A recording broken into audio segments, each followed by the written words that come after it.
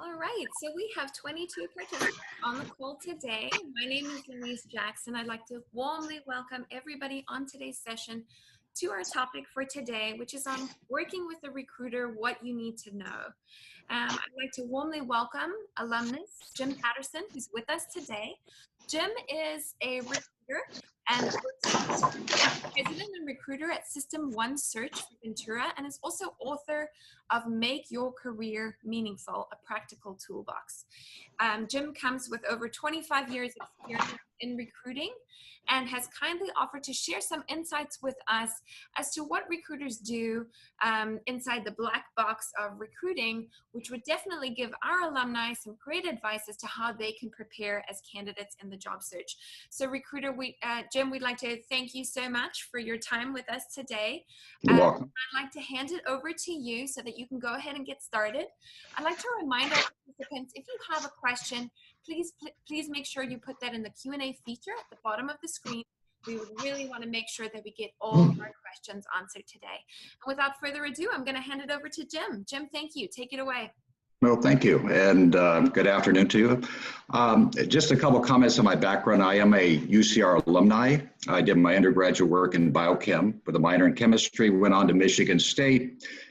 Spent 4 years in research and development, about 9 years in sales and marketing, and both those were in the medical arena. And then the last 27 years in medical recruiting. And, some people ask me, well, why the transition? So I'll share why the transition from research and development to sales. And for me, I just like the personal interaction with people. I like to problem solve. And so that was sort of my motivation to make that transition. So why the desire to move from sales to recruiting? And I look at it as an extension of what I was already doing, but I really like the working with people, and I really got to understand a lot of the issues that people went through in trying to design a good career. And then frankly, from a strictly pragmatic point of view, I was traveling about 100 nights a year for 9 years in a row. It was a little bit much. So I made a decision to make this transition to allow me to better control my own schedule. So anyway, so we'll get started here. And I think obviously I ran through my own story. So a little bit about the different kinds of recruiters, basically two types. What I'm going to break it down two types. One is corporate. And these are people that are either an employee of the company, like an Amgen, like a Baxter, like a Johnson & Johnson. They're an employee of the company. The role within that company is to go around and to find people, and it's a variety of positions, everything from sales to marketing to business development to research and development to senior executives, et cetera. And then also within the corporate arena, you have contracted employees and there's a lot of those now where they're contracted, but they're representing the corporation as a recruiter. And then on the other side, we have we actually have private firms like ourselves, both big and small, and we have contingency or retained. And the difference really is retained is when you're paid money upfront, guaranteed that you will be paid regardless of the outcome of the search. Contingency is you have to produce good people, and if you do, then you'll be paid for the services rendered. Now, question comes up sometimes is which is better, corporate or private? And as far as to work with, and I think it's like anything else that there's different levels of skills in both sides, working with a corporate recruiter versus with an independent or private recruiting firm. Some recruiters have more experience, some people have less, some people are more skilled on counseling, some people are less. So I really think it depends upon the individual as far as what may be the best fit. As far as, do I want to use a corporate or do I want to use a private? I think the main thing you want to be looking at is, do I get along well with this individual? Do they understand what my needs are? Can we find a way to move forward in finding the type of career I'm interested in? And that will vary. Now, one thing that is different, though, is that within a corporate recruiting firm, they're only going to work on the positions within their company. They're not going to work on anything outside of that. Whereas with a private firm, they may have a much wider palette of companies and opportunities available. It just depends. So I think we might, is there a question on that came up, Louise? So Jim, payment structures, knowing that the client, in the private realm, the client is actually the employer who's trying to get someone placed, not necessarily the job seeker. And so we have a question, that how do we make sure that the recruiter has my best interests at heart when they're actually being paid by the employer? In other words, making sure that they might be a good fit from the job perspective. Absolutely. And I think that's a great point. And a couple of comments there. I think we as individuals, that's our responsibility. One of the things that I get from time to time from people is they'll say to me, well, I was recruited away and it was a mistake. And while that's true, they use that term, I was recruited away and it was a mistake. There has to be a level of personal responsibility in that respect. And so and I don't, is it that the corporate recruiter or the private recruiter really is all in it for themselves? To a point, I think that's true with anybody.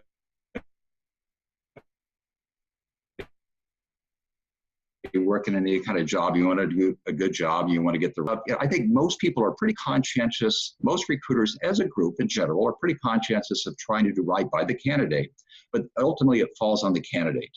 The candidate really needs to take that personal responsibility, and therefore they have to come in with a clear vision of what they want, what they're looking for, the types of people that work best for them, how this may represent a good opportunity moving forward. Does it build on the skills that they had in the past, allow them to develop new ones in the future, et cetera? Okay, so again, I'm going to go back to answer that question. You need to take that responsibility onto yourself.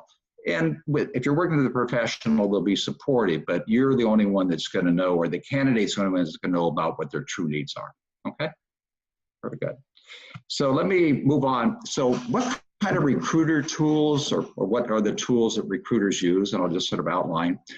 Private database, not everybody has those. We do. Our database is probably about 300,000 plus. And this means it's a private database we've collected over actually 40 years, mostly in the medical arena.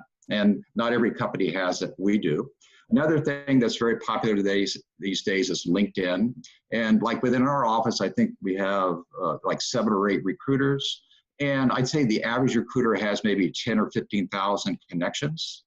And so certainly LinkedIn is a very powerful tool that wasn't available, 5 or 6 years ago, or even maybe 10 years ago. Indeed is the following, several of them here are actually internet boards. So Indeed is a very popular internet board. And it's more for job postings, but we will occasionally find individuals there. And by the way, Career Builder and Monster will occasionally make available candidates to look at, but they're more boards for people to go and review looking for job opportunities.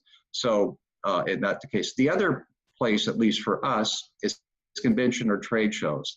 In the sectors that we work, for example, we work in the medical sector. Some groups that are involved with that medical sector, for example, are OBGYNs, urologists, oncologists. In each of those specialties in medicine have a national, they have a national training meeting for themselves, but they also have hundreds of exhibitors that attend those meetings.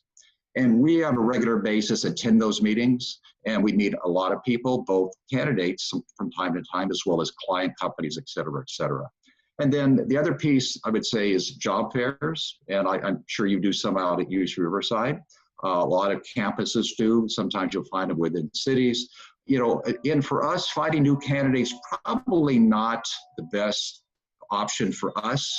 It's more it's probably not the best option for us, but I think in the standpoint of companies, very, very target audience, it could be. And then the final piece that I put in bold here is networking. And, I would say, our average call, we're talking to an individual, we get off a call, maybe we're recruiting, looking for candidates, and our favorite question is, who else do you know? Who else may be applicable for this role? Some people will say nothing, but frequently people will give us a few names. So on a given day, we might come in with maybe 15 or 20 new names of individuals. And by the way, who are those people? I mean, what are those names that we get? These are people that have already done a good job of networking. So then, and they say, oh yeah, I heard from Joe, he's looking, or Julie's looking, or so-and-so may be looking for, a better opportunity, et cetera, et cetera. So there's a huge value from a candidate perspective and networking and establishing, and again, a variety of methods to do that. So from our side, just as a candidate pool, just to repeat, private database is probably number one. LinkedIn is probably number two. Trade shows is probably number three. And in fact, I should incorporate networking is probably in that mix as well. The other ones are more directed for people looking for work as opposed for people looking for candidates. Okay.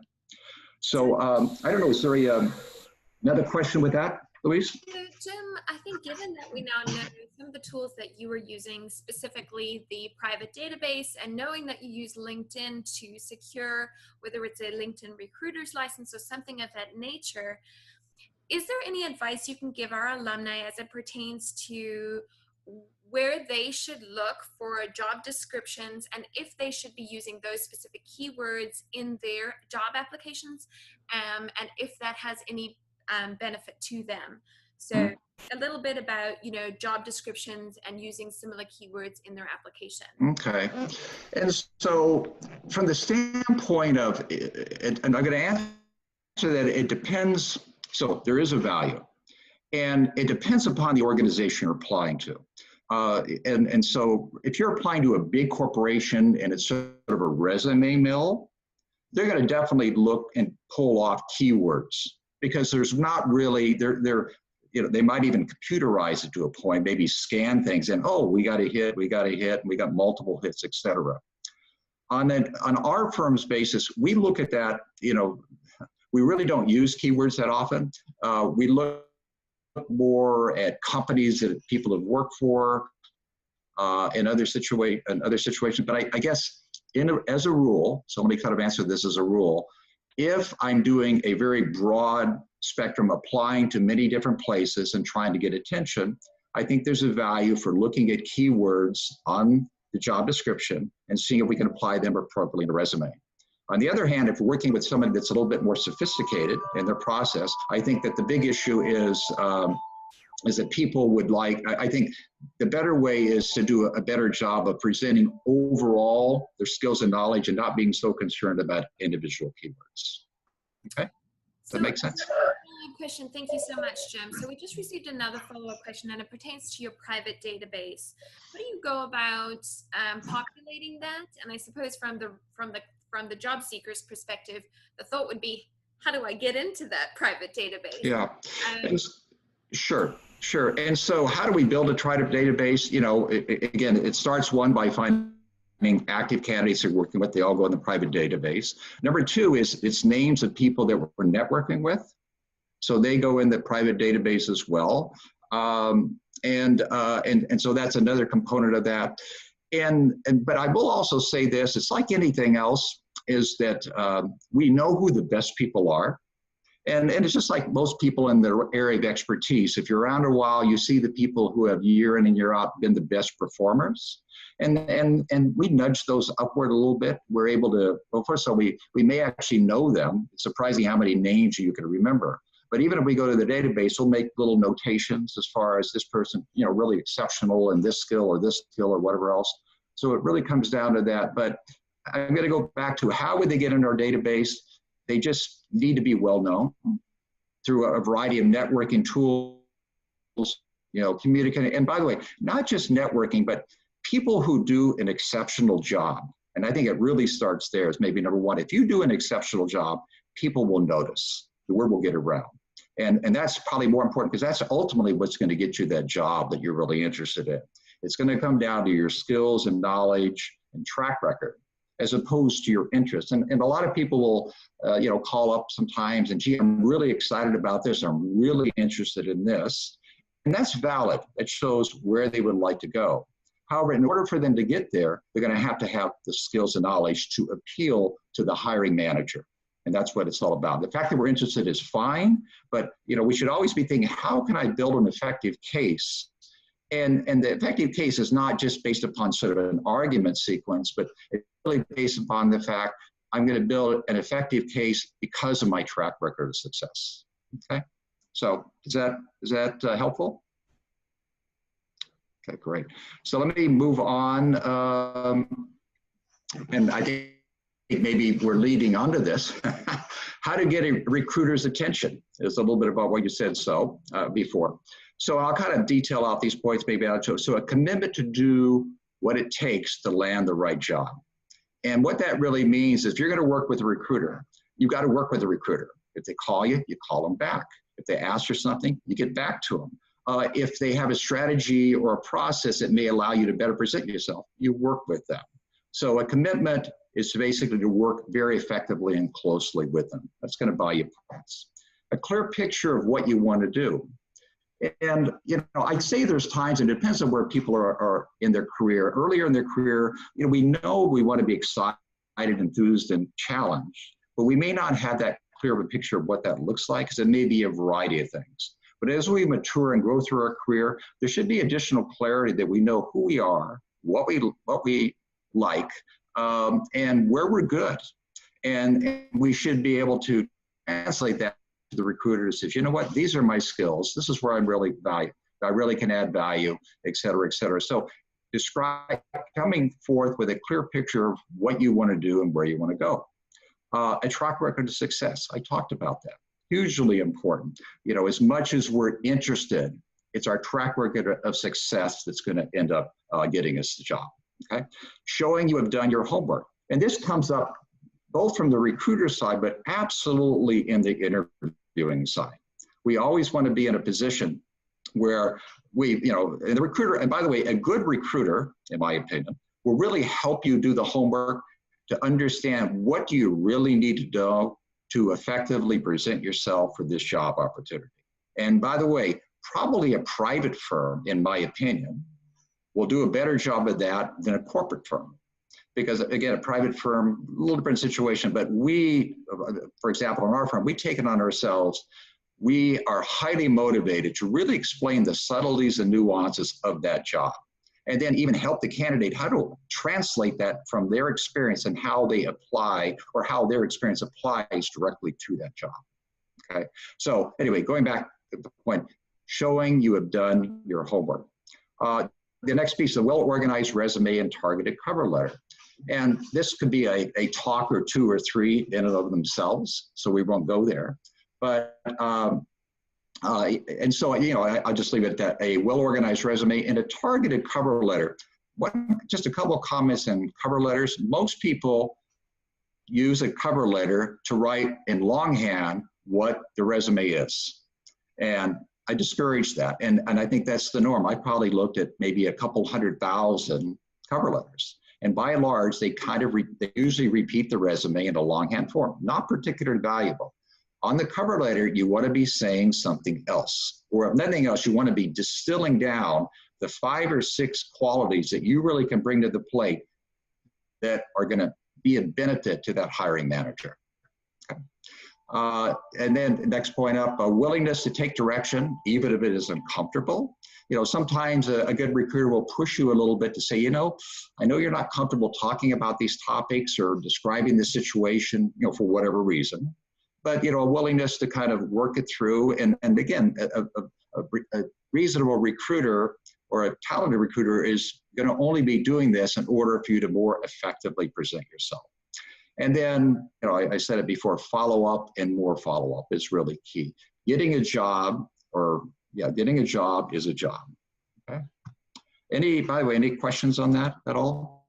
From your side, Louise? I have a question, Jim. With regards to track record of success, one of our alumni is asking about if they have a bad reputation with a previous employer, how do they go about presenting that in their job application and making sure that they're still appealing to a recruiter? Mm-hmm. Okay, so good question. And by the way, the question is, and I would look at more, do people throughout their career occasionally have some baggage? And the answer is they do. They all do. Even if they don't admit they do, they still do. And it may not be obvious, but the point is that they do. So the question is, that's the case. Now, do we want to use the resume as an opportunity to, do we want to use the interview process and presentation process, an opportunity to talk about all the mistakes we've made? The answer is no. We've made some, We want to make sure we've learned from them. And it's really, and now are we be deceiving, you know, I got fired from this job, or I really messed up in this job. I mean, people do get fired. Are they then banned forever from getting a good job? The answer is absolutely not. They still have an opportunity to land that great job. It's what they've learned, and it's what they've learned, and the maturity and the further development. Frankly, again, the people who have really gone through a very dynamic career generally will have a lot of what I call arrows sticking out of them over a period of time, simply from all the bumps and bruises of an overall career process. So in answering that, you know, I would have to, so there is a way to work around that. In the context of this discussion, it would probably be too lengthy. I would offer to that individual, or like individuals, to even talk to them offline. And I'll leave that to you, Luis, of how you want to do that. But I'd be happy to talk offline. But I want to really leave with this point, and that is, we all make mistakes. We all have issues. It doesn't mean that we can't move forward with another great opportunity. We have to take ownership on our mistakes, but we still have great skills and knowledge to present to a future employer. And we don't want to make presenting that to a future employer all about, let me tell you about all my mistakes. We want to talk about all the strengths and values that we actually have to move forward in the process. And again, appropriately, like if they said, well, gee, it looks like your job was let go or whatever else, we need to deal with that, but there's an appropriate way to deal with it. It's just a little bit too broad for me to do here, please. Okay. Thank you so much, and I will save them, and potentially could connect you with that alumni or alumnus for further conversation. It also is something that we will be addressing in our session next month on interviewing, in terms of how you answer those difficult questions, which, as you said, do come up. You know, the majority of us have potentially one or two experiences, you know, where we make mistakes. We're human. How we learn and how we go forward from those is what matters. So thank you so much, Jim. We will take that maybe offline from the webinar. Absolutely.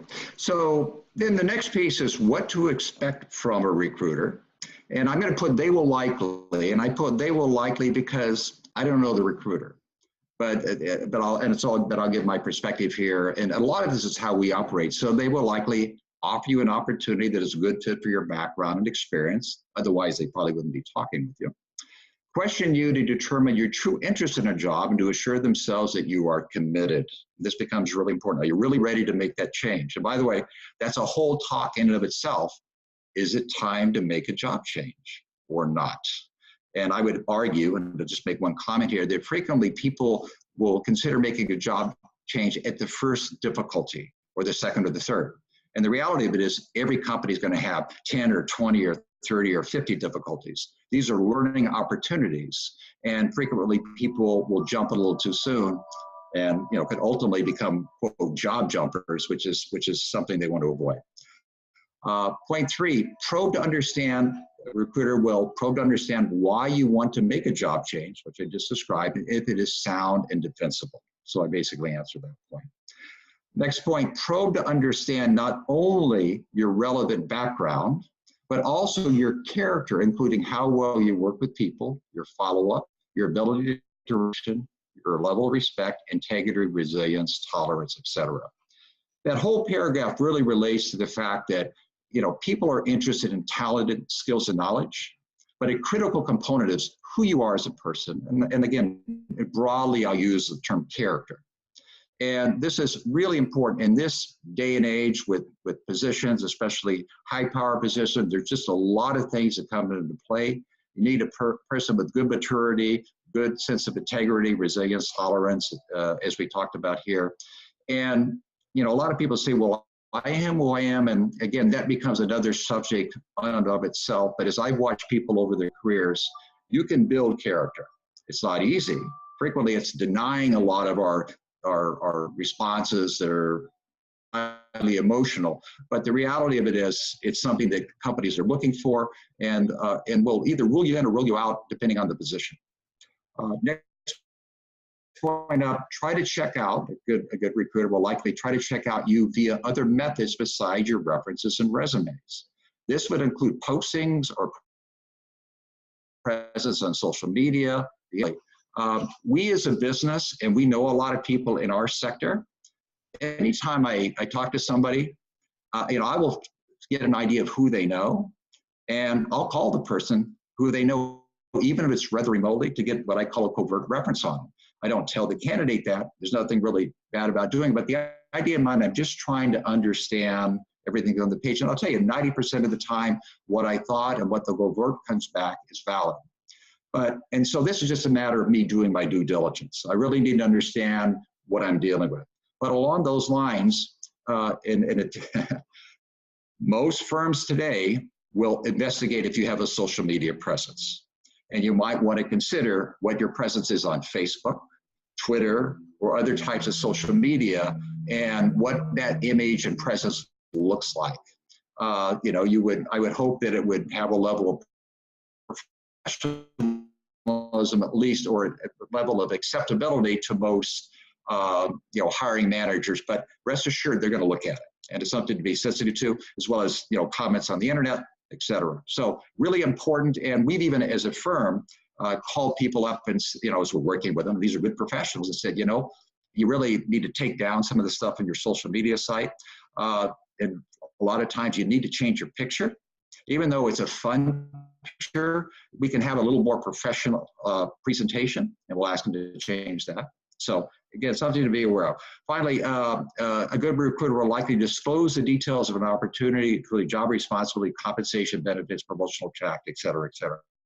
So they're going to detail out the job. Frequently, in my opinion, an external recruiter or a private recruiter will do a better job of that than a corporate recruiter. So any questions? Before I go on from that point? I do have a question, Jim. Would you say that our external recruiters may have maybe a little bit, as an external third party, maybe in some ways maybe more free to share as to why the job is open, if it pertains to some kind of difficult situation, Sure, some kind of cultural issue or something of that nature? I would absolutely agree. Pretty much, and this is a corporate legal issue. A corporation, if there's a job opening, is really bound, especially if somebody was let go to cause, they can't tell you that. A private recruiter can, depending upon the nature of the relationship. So this is a matter of having that real good relationship, and it's not going to be something they're going to say out the gates, but it's certainly something that can be done. So that's a great point. And understanding what's gone on. And the other thing is, to be honestly, in certain opportunities, every manager has their own style, and we've learned to do this, and we actually we make sure we have the right fit, but some managers are very aggressive. And by the way, for certain aggressive people, that's okay. But for other people that aren't as aggressive, that doesn't work well. And vice versa, some managers are rather passive. They get an overly aggressive individual, it doesn't work well. So we even will talk a lot about the chemistry fits, which are really important between a manager and employee as part of our process. You're not necessarily going to get that from a corporate recruiter, simply because they won't go there, they can't. And so there may be some advantage in that respect. But it's an important value. And by the way, is anybody is interviewing, a real critical component, that should be an assessment on two sides. One of them, who am I and what is the type of manager that I work best with? And number two, and then, is this manager in front of me that kind of individual? If it's not, you're probably not going to change them. A lot of people say, oh, I'll just change them. No, it doesn't work very well. Okay, all right. So moving on, what to expect for recruiters. This is a continuation. They will likely discuss the market intelligence of a company, of interest, including key competitors, competitive industry, the market development, et cetera. Offer you input on your weaknesses for the job. We absolutely coach people on deficiencies. And again, the person earlier talked about, gee, I've got maybe a track record, I have a few bumps along the way. We'll talk that through. There is a story to be told. And it's a combination usually of honest admission of mistakes made, as well as the major focus on the skills that one can present. Okay. Next point, offer you feedback on where your career history or job changes can raise flags. That's what I just discussed. Discuss the interview process, how many steps, who are the key decision makers, the timeline, et cetera. Work with you on interviewing techniques and scenarios that will help you present themselves, or help the candidate present themselves in the best possible light. Offer you input on how this role could enhance or not your own career progression. And by the way, Again, I'm going to say that really falls, that major responsibility is on the part of the candidate. They have to decide themselves, is this a good progression? And then offer support, respect, integrity, and rapid feedback throughout the process. And what that comes down to is respectful and as forthcoming as you are to the recruiter, you should expect it of the recruiter. And if you, and by the way, you probably universally won't get that. And so that'll be a decision you'll make. Do I really want to work carefully with this person or not? Just like anything else, some people are a little more skilled in that area, some are not. Okay. And just a few comments here. So what not to expect from a recruiter? They will likely not offer specific and detailed feedback of their thoughts and your background. And now I did it, interviewed your short progressions, et cetera. And now earlier on, I did indicate that they will talk about some of that, but the point here I should have highlighted is detailed feedback. Not everybody's, a recruiter's job is really not to become a counselor, but a real good recruiter can be a counselor. They do exist. And the question really comes in, do you want to have that conversation? It can be a little delicate to tell somebody, and I've been on that side, is I say, you know what, I know, to call up and talk to a candidate, you really, these are a couple issues that are flagged here, and not everybody wants to hear it. And so if you want to have that kind of conversation, you pretty much have to say, hey, I really want to lay all this stuff out, move forward, and with the right recruiter. Not every recruiter is skilled or willing to do this. You can actually work through a lot of those type of points. Next point is they will not likely commit to work aggressively with you to find you a new job across the board. They'll probably give you what they have.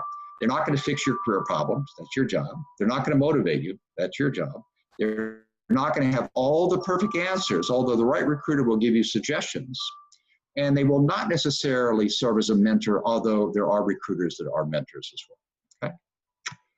So any questions, any other questions from your side?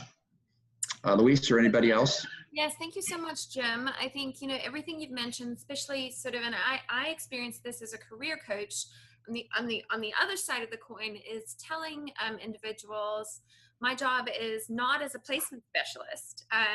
And so always making sure that that role definition is clarified, or at least that the majority of the responsibility is on the individual. We can give you help as you can, advice, really great suggestions, but you need to learn how to fish yourself. We give you the tools to be able to do so, such as this webinar.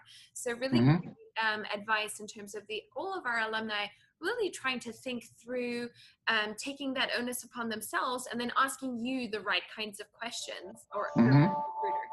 Thank you so much. So we do have a couple of additional questions.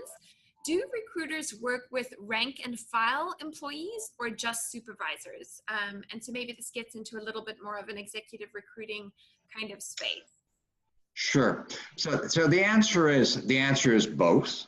It depends on the firm. There's some firms that even do temp to hire kind of positions. There's some that do exactly. It depends on the organization, what they do. But the answer, it is available on both sides. Now, is every job, have a recruiter tied with it? The answer is no. But it's much broader than just senior management versus more rank and file, as you'd call it. Let's get to the next question. Someone asked, what if you have submitted your resume with one recruiter, you're not getting anywhere with that specific recruiter? Would it be detrimental to find another recruiter that's posting the same job? Well, let me say this. Good point. But first of all, between two recruiters, one recruiter could have one set of jobs and the other could have another set of jobs, and therefore there is a value maybe reaching out to more than one recruiter. On the other hand, if they have the same job and you haven't got anywhere with one recruiter and the other recruiter has the same job, my thoughts are that if that recruiter, thinks well of you and is presented to you and it hasn't gone forward, it's not really the recruiter, it's not the recruiter's shtick, which means they have no control over that. It's the hiring company that does. Going to another recruiter probably isn't going to help. Does that? So in that situation, if you've been submitted by one company and you've been basically rejected, you're probably not going to have any success with another. or another. Great. Thank you so much, Jim. So let's move on to our final few questions. We are getting close, but we did have a slightly delayed start time, so I think we're okay if we go over by a few minutes. So thank you so much to our attendees. Jim, do you have any advice for our younger alumni? I have noticed some of our younger alumni having shorter stints at their employers. So considering anything less than 2 years, I actually have seen, especially in, for example, the technology space, number of our younger alumni having 9 months, 1 year, another 8-month positions. Would you say this has any impact on their sort of candidacy in their longer term job search? And what advice do you have for them? Okay, so a couple of comments. If you've got frequently out the gates, especially with younger, maybe the earlier people in their career, there can be maybe a few more jumps as they get settled in the process. So I think there's a certain level of forgiveness that goes with that. On the other hand, if you got somebody who's been 7 years out there and has 6 jobs, that's a pathology. That's a problem. And that can be an entire discussion of why do people jump so often. And I actually wrote a blog about that this week that I posted on my LinkedIn site. But outside of that, over the first few jumps, it's simply a matter of, in that interview process, again, the manager is going to be interested in what skills have you acquired, even though maybe you've been a little jumpy. Have you really acquired definitive skills? Do you bring a level of maturity to the process? Have you learned something from your experiences? Can you add value to my organization? And can you tell a coherent story about those jumps? If the answer is that you can, that you can probably work through that. And the answer is that if you can't, well, again, I'll go back, need to come up with a discussion, ability to talk through that, because it will come up in the process. I still will go back to the same point again, though. Let's assume that somebody's got 7 jobs and, or 6 jobs in 7 years. Does that mean that they're unemployable forever? No, but they do need to get on track. They need to explain themselves. And when they make that next job change or they're in with their current company, they really need to stick it out and understand the value in doing that. Thank you, Jim. That's great advice. I think we're going to tie it up with maybe one more question, and then we will end our session for today. So we have a question with regards to references. If someone's been in a situation where they haven't received a formal offer yet, but it seems as if the recruiter is trying to contact their references, and there is some concern that the employer is going to somehow find out about it and that it would jeopardize someone's existing position. Do you have any advice for a situation like that? Okay, so we will never contact an employer where the candidate is currently employed. A corporation, in all my years, and that's a lot. I don't think I've ever had a client request to call a current employer because they understand it puts the candidate in jeopardy. So anybody that's asking that, it's kind of like, it's almost common sense. No, we're not going to go there. You don't owe it to. It should have nothing to do with detracting from your ability to get this next opportunity. Shouldn't be held against you. Now, then on the same token, you want to make sure we have other references that are going to fill in the gaps of who we are, what we're all about, what we can bring to the plate, et cetera. But asking to contact a current employer is, in my opinion, unacceptable. Great, well, thank you so much. We do actually have one quick question that snuck in, so I think we have time for that, if that's okay, Jim. Sure. Who would you use as a reference if your most recent job was actually as your own business owner? What would you do in a situation like that in terms of a reference? Yeah, so you broke up. You're saying your most recent job was self-employed, is that what you said? Yes. Okay, so obviously you have to go further back in time. And by the way, even if it's you're was self-employed, do you have customers? Do you have clients? If you do, they can be references. So the answer is, can we extract any of the type of relationships we have from our current self-employment? That would be one. And then outside of that, can we go back further in time to gather other individuals? Now, maybe the question comes up, do people ever accept personal references? they're not ideal, but they're used. And it depends on, sometimes, especially if you're early in your career, that you might have to rely on one. It might even be a college professor. It might be somebody else, but it needs to be somebody that can speak either to your skills as an employee or to your character. One of those two, in my opinion. Great. Thank you so much, Jim. I'd really Okay. like to thank you. We've had a number of different attendees on this call today. Your advice has been absolutely incredible. We really greatly appreciate everything that you've shared with us. I know that I appreciate it. If I had had this access when I was a young alumnus, I would have really valued it. So thank you so much for your time Okay. today. And sure. And Luis, let me run one thing. If any of the people listening in might have, and again, I think there was one person, maybe an offline question. If everybody else has an offline question, Yes. You can feel free to give out my contact information. I will definitely follow up with them. Thank you so much for that graciousness, Jim.